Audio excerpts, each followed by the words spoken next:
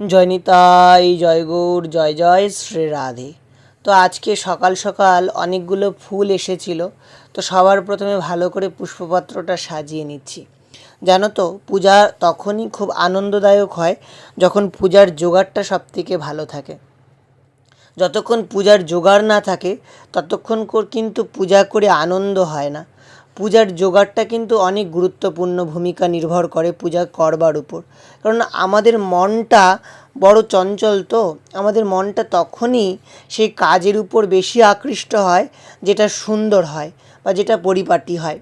তাই চেষ্টা করতে হবে যখনই ভগবানের অর্চন করো, ভগবানের পূজা করো, সবসময় সেই জায়গাটাকে গুছিয়ে পরিপাটি করে, যেন দেখলে পরে সেটাকে আনন্দ লাগে। যে পাত্রে ভগবানকে স্নান করাবে, যেখানে ভগবানকে বসতে দেবে, সেই সকল কিছু যেন যতটা সুন্দর করে গোছ গাছ করে নেওয়া যায়, যতটুকুন সুন্দর করে নেওয়া যায়। ঠাকুর হচ্ছেন আমাদের বাড়ির একজন সদস্য, তাকে যত্ন করা, তাকে ভালো করে রাখা, তার সুখবিধানের জন্য সব কিছু করাই হচ্ছে আমাদের মূল লক্ষ্য।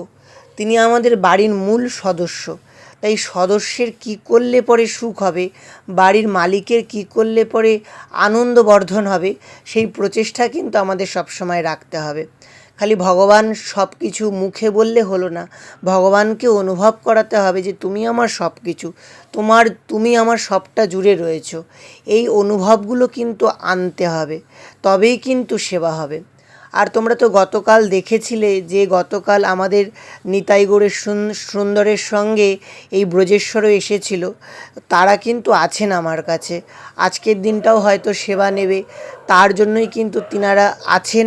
তো তাদেরকে একে একে কিন্তু সকলকে স্নান পূজা শৃঙ্গার করে নিচ্ছি। আর এখানে দেখো আমার শালিগ্রামজি, তাকেও কিন্তু সুন্দর করে আমি স্নান করিয়ে নিলাম, তারপর চন্দন লাগিয়ে নিলাম। নিত্যদিন ভগবানের সেবা, নিত্যদিন ভগবানের পূজা অর্চন, তার মধ্যে যে একটা আনন্দ, সে আনন্দ কিন্তু কোনো ভাষার দ্বারা ব্যক্ত করা সম্ভব হয় না। যাই হোক, একে একে সকলে স্নান করানো হলো। আর এখানে মহাদেবজি ছিলেন, মহাদেবকেও কিন্তু স্নান করিয়ে নিলাম। এরপর একে একে গা মোছানোর পর্ব। দেখো মহাদেবকেও কিন্তু যত্ন করে গা মুছিয়ে নিচ্ছি। এই অনুভবগুলোকে করে সেবা করতে হবে। আর যা গরম পড়েছে, এই গরমের মধ্যে সবারই একটু কষ্ট হয়, তো চেষ্টা করি একটু বেশি করে চন্দন সবার শ্রী অঙ্গে লাগিয়ে দেওয়ার। এই গ্রীষ্মে যেরকম তাপ পড়ে, ভগবানকে কিন্তু চন্দন অনেকটাই শীতল প্রদান করেন। শুধু চন্দন যাত্রাতেই নয়, নিত্যদিন যতদিন গরম থাকবে ততদিন চেষ্টা করতে হবে ভগবানের শ্রীঅঙ্গে যেন একটু বেশি বেশি করে শ্রীচন্দন লাগানো যায়। এরপর দেখো অর্চন পর্ব। এবার কিন্তু একে একে সকলকে ফুল তুলসী দেব, তারপর কিন্তু সকলকে বাল্য ভোগ নিবেদন করব। অ্যাকচুয়ালি আমার ভয়েস দিতে একটু কষ্ট হচ্ছে, ঠোঁটের এখানটায় একটা মুখের মধ্যে ঘা বেরিয়েছে, যার জন্য কিন্তু কথা বলতে অনেকটাই কষ্ট হচ্ছে, বারবার করে কথা আটকে যাচ্ছে। তো তোমাদেরকে বলবো যে তোমরা সম্পূর্ণ ভিডিওটা দেখো, তোমাদের মূল্যবান মতামত একটু আমাদেরকে জানিও। আর সবথেকে বড় কথা হচ্ছে ভিডিওর অনেকটা ভিউ কমে গেছে, তোমরা প্লিজ প্লিজ প্লিজ ভিডিওটাকে একটু বেশি করে শেয়ার করো, যাতে ইউটিউবের রিচটা একটুখানি বাড়ে। আর তোমরা যারা ভিডিও দেখছো তারা কিন্তু অবশ্যই আমার চ্যানেলটাকে সাবস্ক্রাইব করতে ভুলো না। তোমাদের ভালোবাসা, তোমাদের কমেন্ট কিন্তু আমি রোজ দিন পড়ি, এবং তোমাদের কমেন্ট পড়ে আমার এত আনন্দ লাগে, তখন কিন্তু ভিডিও করার উৎসাহ অনেক বেড়ে যায়। তোমরা ঠাকুরকে দর্শন করে যে আনন্দ পাও, এবং সেই আনন্দের কথা আমাকে কমেন্ট বক্সে জানাও, বা অনেক সময় ভিডিও না দিলে তোমরা আমাকে পার্সোনালি মেসেজও করো।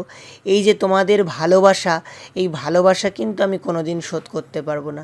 সত্যি আমি নিজেকে মাঝে মধ্যে অনেক ধন্য মনে করি, কারণ আমার তো দেখানোর মতন কিছু নেই, নতুনত্বও কিছু নেই। রোজ যা নিত্যকর্ম করি তাই তোমাদের সাথে ভাগ করে নিই। তোমরা যে আমাকে এত ভালোবাসা দাও, এর থেকে বড় কিন্তু আর কিছু হতে পারে না। আর প্রচণ্ড গরম পড়েছে, তার জন্য কিন্তু গোপালদেরকে, তারপর কানাই বলাইকে আমি একটু পাউডার লাগিয়ে নিই। অনেকেই বলবে পাউডারটা নতুনত্ব জিনিস বা কেমিক্যাল থাকে, তা কেন ভগবানের শ্রী অঙ্গে দাও?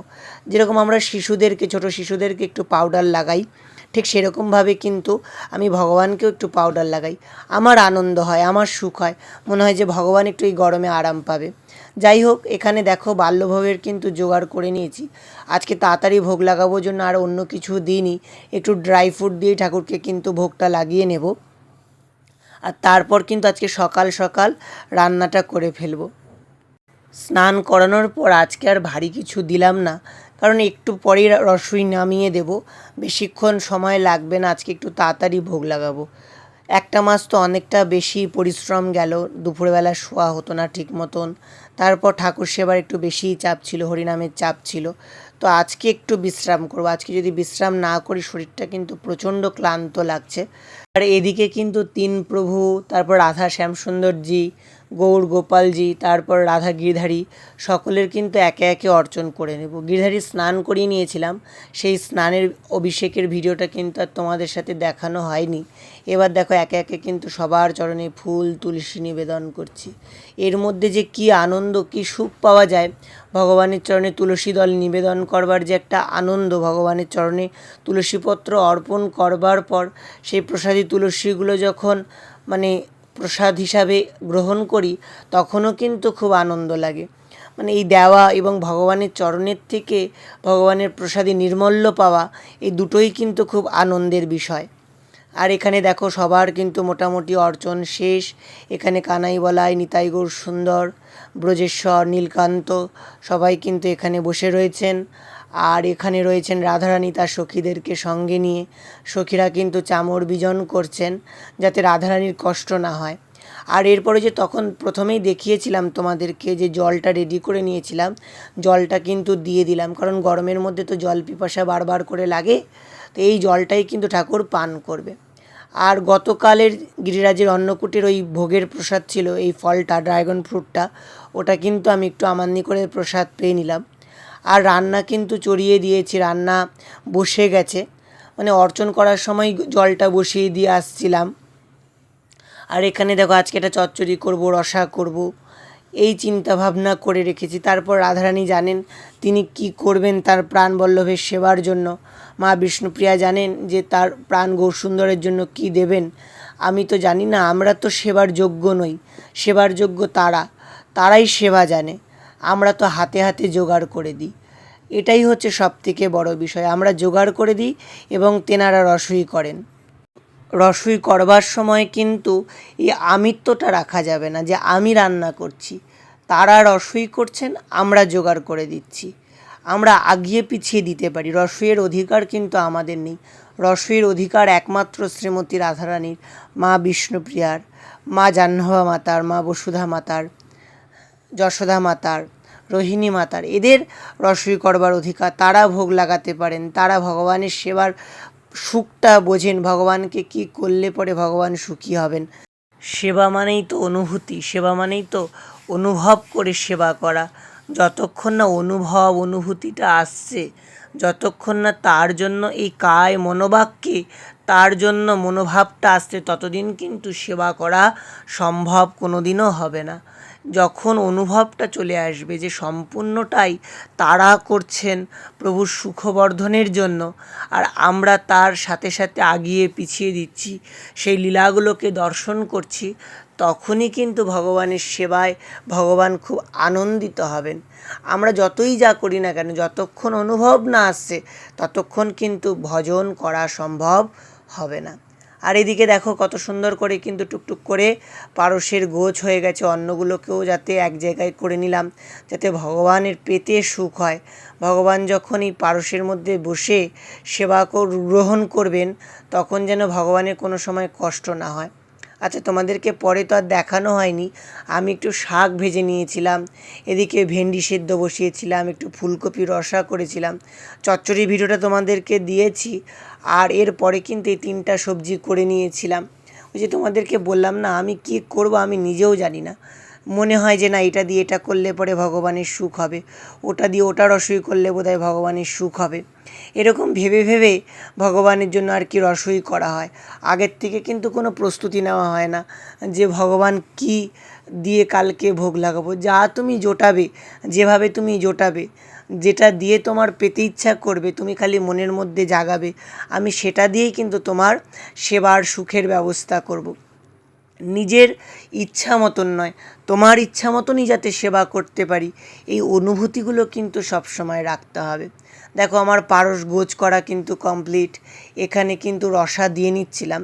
আর যদি রসার মধ্যে কোনো সময় শুকনো লঙ্কা তেজপাতা পড়ে, সেগুলো কিন্তু তোমরা সবসময় উঠিয়ে ফেলে দেবে, কারণ ওইগুলো ভগবানের মুখে পড়তে পারে।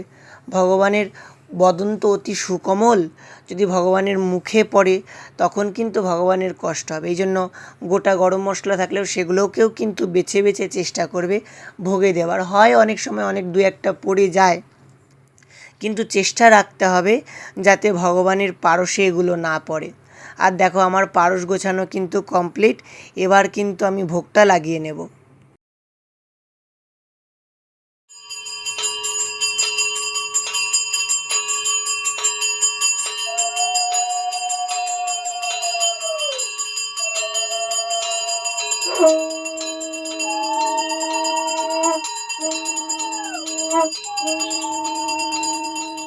এরপর প্রসাদ পেয়ে একটু বিশ্রাম করে সন্ধ্যাবেলায় কিন্তু বেরিয়েছিলাম বাজারে আসছি একটা বসার জন্য চেয়ার নেব। নিত্যদিন যাবতীয় গ্রন্থ অধ্যয়ন, তারপর হরিনাম করা ওই চেয়ারের উপরে বসেই করব। তাই আমাদের একজন ভক্ত এই চেয়ারটা কিন্তু আমাদেরকে দিলেন, যাতে আমি ওখানে বসে নাম কীর্তন করতে পারি, গ্রন্থ অধ্যয়ন করতে পারি। তো দেখো অবশেষে দেখে শুনে কিন্তু এই চেয়ারটাকে পছন্দ করেছি। নিজের জন্য যতই কিছু নিই না কেন, রাধারানীর জন্য কিছু না নিলে কিন্তু ভালো লাগে না। তো রাধারানীর জন্য একটা জিনিস নিয়েছি, সেটা তোমাদেরকে কালকের ভিডিওতে দেখাবো।